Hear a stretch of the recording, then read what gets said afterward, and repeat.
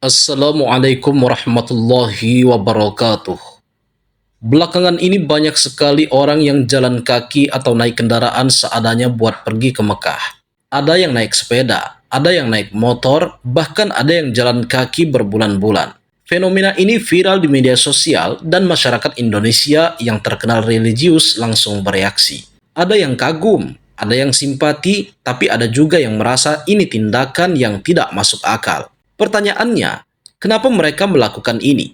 Apa karena panggilan hati, nazar, atau bahkan ada faktor lain? Tidak bisa dipungkiri, era digital bikin segala sesuatu bisa jadi viral dalam hitungan jam. Bisa saja, tanpa disadari, sebagian dari mereka terdorong oleh ekspektasi publik atau harapan akan bantuan dari dukungan netizen. Tapi di luar itu semua, perjalanan ini bukan sesuatu yang sederhana. Harus melewati puluhan ribu kilometer, menghadapi cuaca ekstrim, negara-negara dengan peraturan yang berbeda, urusan visa, dan segala macam rintangan yang akan dilalui. Belum lagi risiko di perjalanan seperti kecelakaan, kehabisan bekal, atau bahkan bahaya kejahatan. Jika kita mendengar ada orang yang jalan kaki atau naik sepeda ke Mekah, pertanyaan pertama yang harusnya muncul di kepala kita adalah, ini beneran mungkin? Secara teori, iya, mungkin. Ada beberapa orang di dunia yang berhasil jalan kaki ke Mekah, tapi mereka punya perencanaan yang matang, dukungan logistik yang kuat, dan pemahaman tentang setiap negara yang bakal mereka lewati.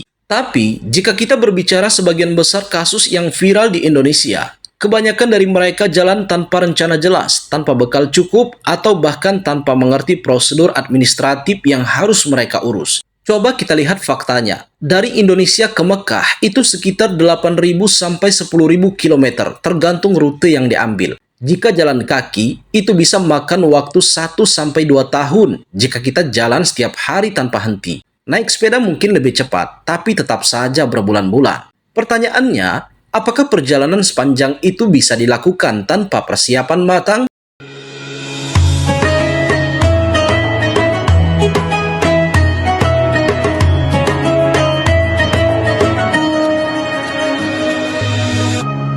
Pertama, rute perjalanan. Dari Indonesia, orang biasanya akan melewati Malaysia, Thailand, Myanmar, India, Pakistan, Iran, lalu masuk ke negara-negara Arab sebelum sampai ke Arab Saudi. Dan setiap negara juga punya aturan soal imigrasi. Bahkan, beberapa negara seperti Myanmar dan Pakistan punya kondisi politik dan keamanan yang tidak stabil. Ada konflik, ada zona perang, ada daerah yang tidak bisa dimasuki sembarangan. Jika tidak paham soal ini, bisa saja kejebak di situasi yang membahayakan nyawa kita sendiri. Yang kedua, visa dan izin perjalanan.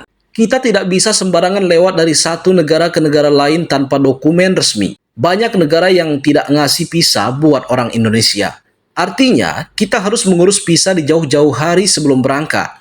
Bahkan, kalaupun berhasil masuk ke satu negara, tidak ada jaminan bakal diizinkan buat lanjut ke negara berikutnya. Bisa saja kena deportasi, ditahan di perbatasan, atau bahkan dilarang masuk sama sekali. Ketiga, cuaca dan kondisi alam. Perjalanan ke Mekah itu melewati berbagai macam kondisi cuaca ekstrim. Dari hujan tropis di Asia Tenggara, suhu dingin di pergunungan Pakistan dan Iran, sampai panas terik yang brutal di Timur Tengah. Jika fisik tidak kuat, maka bisa saja tumbang di tengah jalan. Keempat, biaya perjalanan. Banyak yang berpikir kalau jalan kaki atau naik sepeda itu lebih murah daripada naik pesawat. Padahal kenyataannya bisa jadi lebih mahal. Kita tetap butuh makan tiap hari, butuh tempat buat istirahat, dan butuh uang buat ngurus dokumen perjalanan. Jika kita tidak punya cukup dana, maka kita bakal jadi beban buat orang lain di jalan, bergantung pada belas kasihan masyarakat, atau yang lebih parah lagi mengandalkan donasi dari netizen yang simpati.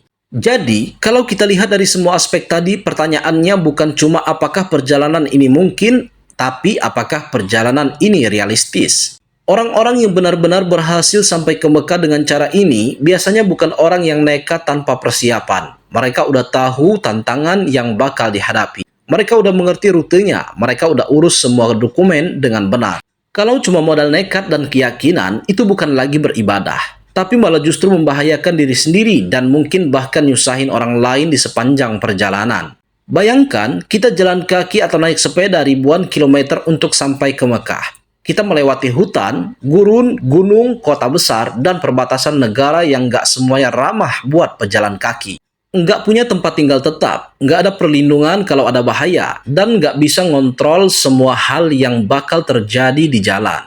Sekarang pertanyaannya, seberapa besar risiko yang akan terjadi kalau nekat melakukan perjalanan seperti ini? Faktanya, ini bukan sekedar tantangan fisik, ini pertaruhan nyawa. Ada banyak ancaman di sepanjang jalan yang nggak bisa dianggap remeh. Pertama, kecelakaan dan kelelahan fisik. Kita bukan atlet yang terlatih buat jalan kaki atau naik sepeda sejauh itu setiap hari. Kita bakal ngelewatin jalan raya yang penuh truk, kendaraan besar, dan pengemudi yang mungkin nggak peduli sama pejalan kaki. Kita juga bakal ngalamin kelelahan fisik yang luar biasa. Bayangin saja, jalan kaki 20-30 km per hari selama berbulan-bulan. Kalau fisik tidak kuat, bisa saja akan cedera, kena dehidrasi, atau bahkan pingsan di tengah jalan tanpa ada yang nolong. Kedua, risiko kejahatan dan eksploitasi. Saat berjalan akan melewati banyak negara dengan kondisi sosial dan hukum yang berbeda-beda. Beberapa daerah yang dilewati mungkin punya tingkat kejahatan tinggi, bisa kena perampokan, penculikan, atau bahkan perdagangan manusia. Kalau tidak hati-hati, orang asing yang jalan sendirian atau dalam kondisi rentan selalu jadi target kejahatan. Di berbagai negara juga bisa kena eksploitasi. Mungkin saja ada orang yang berpura-pura baik ngajak untuk ikut mereka, tapi ujung-ujungnya malah diperalat buat kepentingan tertentu. Ketiga, penyakit dan kurangnya akses medis. Kalau terjadi sakit di perjalanan, nggak bisa sembarangan cari dokter atau rumah sakit. Karena di negara asing yang mungkin punya sistem kesehatan yang ribet buat orang luar, bisa kena infeksi, penyakit tropis, atau kondisi kesehatan lain yang makin parah, karena nggak bisa dapat perawatan yang tepat waktu. Di beberapa negara, fasilitas kesehatan nggak gampang diakses, jadi nggak bisa berharap bakal ada puskesmas di setiap tempat yang dilewati. Jikalau terkena penyakit serius, bisa saja tidak akan tertolong karena berada di tempat yang jauh dari akses medis. Ini bukan cuma soal stamina, tapi soal seberapa siap untuk menghadapi kondisi darurat yang bisa terjadi kapan saja. Keempat, cuaca ekstrim dan tantangan alam. Jalan kaki ribuan kilometer berarti sudah tentu akan ketemu semua jenis cuaca. Dari hujan deras, hujan dingin, sampai panas gurun yang bisa bikin dehidrasi dalam hitungan jam. Belum tentu akan selalu bisa menemukan tempat berteduh atau tempat istirahat yang layak. Jika tidak punya perlengkapan yang cukup, bisa saja terkena hipotermia di daerah bersalju atau heatstroke di wilayah yang panas. Kelima, tidak ada jaminan bantuan di saat darurat. Jika mengalami masalah di Indonesia, masih bisa mengandalkan keluarga, teman, atau bahkan pemerintah. Tetapi, jika terjadi di negara asing tanpa dokumen yang lengkap, siapa yang bisa nolongin? Pemerintah Indonesia tidak selalu bisa langsung membantu orang yang tersesat atau kehilangan segalanya di perjalanan. Bahkan, kalau kita sampai di negara yang sedang konflik, kita bisa jadi bagian dari masalah besar. Kita tidak bisa berharap ada polisi atau pihak berwenang yang bakal nolong di semua tempat. Bisa jadi malah dianggap imigran ilegal dan dipenjara atau dideportasi. Jadi kesimpulannya, ini lebih berisiko daripada yang kita kira. Banyak orang yang cuma lihat perjalanan ini dari sisi romantisnya. Berjalan ribuan kilometer demi ibadah, tapi mereka lupa bahwa ini bukan sekedar perjalanan spiritual. Ini adalah perjalanan dengan risiko tinggi yang bisa membahayakan nyawa. Bayangin, kita punya keluarga, istri, anak, atau bahkan orang tua yang masih butuh kita. Tapi suatu hari, kita memutuskan buat tinggalin mereka karena mau jalan kaki ke Mekah. Kita nggak tahu kapan bakal balik. Kita nggak tahu apa yang bakal terjadi di perjalanan. Dan kita bahkan nggak punya kepastian bisa sampai atau tidak. Nah, pertanyaannya, apakah ini benar-benar keputusan yang bijak? Banyak orang yang melakukan perjalanan ini mungkin berpikir bahwa mereka sedang melakukan sesuatu yang mulia. Tetapi, kalau kita lihat dari perspektif sosial dan keluarga, ini bukan sekedar perjalanan spiritual. Ini adalah keputusan yang punya konsekuensi besar. Bukan cuma buat diri sendiri, tapi juga buat orang-orang yang ditinggalkan. Pertama, tanggung jawab keluarga yang ditinggalkan. Kalau seorang suami atau ayah, tanggung jawab bukan cuma buat diri sendiri, istri yang butuh perhatian, anak yang harus dinafkahi, dan mungkin orang tua yang udah tua dan butuh perawatan. Bisa dibayangkan gimana perasaan mereka kalau tiba-tiba ninggalin mereka buat perjalanan yang gak jelas akhirnya. Di banyak kasus, orang yang nekat melakukan perjalanan kayak gini, ninggalin keluarganya dalam kondisi ekonomi yang nggak stabil. Ada yang bahkan harus meninggalkan anak kecil dan istri tanpa ada sumber penghasilan yang jelas.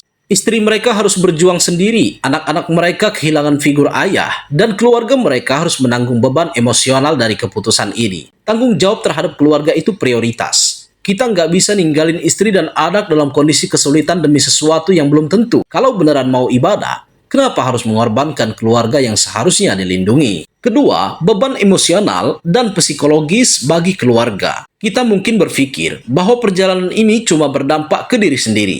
Tetapi kenyataannya, keluarga yang ditinggalkan juga ikut menderita.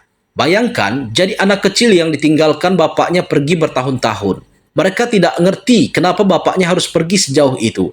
Mereka tidak ngerti kenapa bapaknya lebih memilih perjalanan spiritual daripada menemani mereka tumbuh. Anak-anak yang ditinggal seperti ini bisa tumbuh dengan perasaan kecewa, kehilangan, bahkan trauma. Mereka bisa merasa nggak diinginkan atau nggak cukup penting buat diprioritaskan. Istri yang ditinggal juga harus menghadapi tekanan sosial. Dia harus bertahan sendirian ngurus rumah, cari nafkah sendiri.